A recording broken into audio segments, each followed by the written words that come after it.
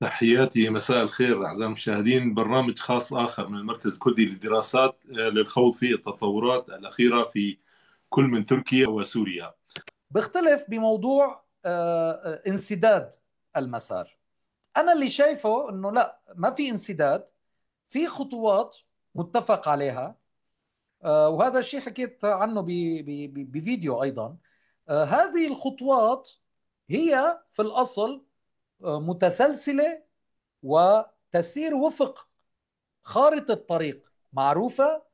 وهذه الخارطة دائما المبادرة فيها تأتي من قبل حزب العمال الكردستاني.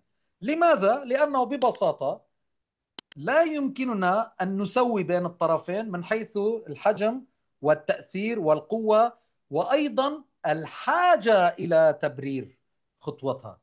لماذا حزب العمال الكردستاني لا يشعر كما تشعر الحكومة التركية بالحاجة لتغيير خطواتها؟ لأنه حزب العمال الكردستاني وثبت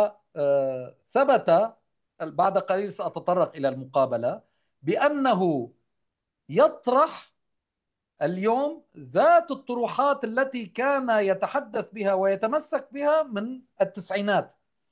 وهذا يعني صراحة عمل صدمة كبيرة بالمجتمع التركي. انسحاب وحدات من حزب العمال الكردستاني من قوات الجريلا يعني عدة مسائل، من بينها أولا أن العملية لا يمكن تمويتها، ستستمر. كان هناك أطراف داخل تركيا وخارجها ينظرون بعين الارتياب أنه العملية ممكن تفشل بأي لحظة، وممكن لا يوجد شيء جديد بعد إتلاف حزب العمال الكردستاني لأسلحته أو إحراقها.